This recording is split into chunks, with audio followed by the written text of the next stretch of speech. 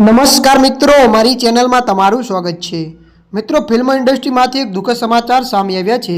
સીબીએફસીના પૂર્વ ચેરમેન અને પ્રોડ્યુસર પ્રહલાદ નિહાલણીનું નિધન થઈ ગયું છે। તેઓ છેલ્લા ઘણા સમયથી બીમાર હતા અને લીવરની સમસ્યાથી પીડાઈ રહ્યા હતા। પ્રહલાદ નિહાલણીના નિધનના સમાચારથી ફિલ્મ ઇન્ડસ્ટ્રીમાં શોકની લહેર દોડી ગઈ છે। તમામ લોકો ભીની આંખે તેમને વિદાય આપી રહ્યા છે। તેમણે 76 વર્ષની વયે દુનિયાને અલવિદા કહી દીધું છે। પ્રહલાદ નિહાલણીનું નિધન ફિલ્મ ઇન્ડસ્ટ્રી માટે એક મોટી ખોટ છે। સોશિયલ મીડિયા ફેન્સ અને બોલિવૂડ સેલિબ્રિટી તેમને શ્રદ્ધાંજલિ આપી રહ્યા છે। અચાનક આવેલા તેમના નિધનના સમાચારથી દરેક વ્યક્તિ સ્તબ્ધ છે। ફેન્સ તેમની આત્માની શાંતિ માટે પ્રાર્થના કરી રહ્યા છે। પ્રહલાદ નિહાલની આંખે રંગીલા રાજા, અંદાજ, તલાશ અને જુલી 2 જેવી ફિલ્મો પ્રોડ્યુસર કરી હતી। મળતી માહિતી અનુસાર આપણે વધુ જણાવી દઈએ કે પ્રહલાદ નિહાલણી 2015થી 2017 દરમિયાન સેન્સર બોર્ડના ચેરપર્સન રહ્યા હતા। તેમના કાર્યકાળ દરમિયાન ઘણી ફિલ્મોની સેન્સ રેસિપી અને ફિલ્મ સર્ટિફિકેશનને લઈને વિવાદ થયા હતા।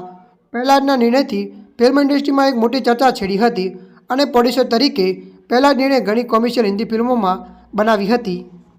ત્યારે મિત્રો, હાલ માટે આટલું। મળીશું નવી અપડેટ સાથે। જો તમને અમારા વિડીયો પસંદ આવે, લાઇક, શેર અને સબસ્ક્રાઈબ કરી નાખજો।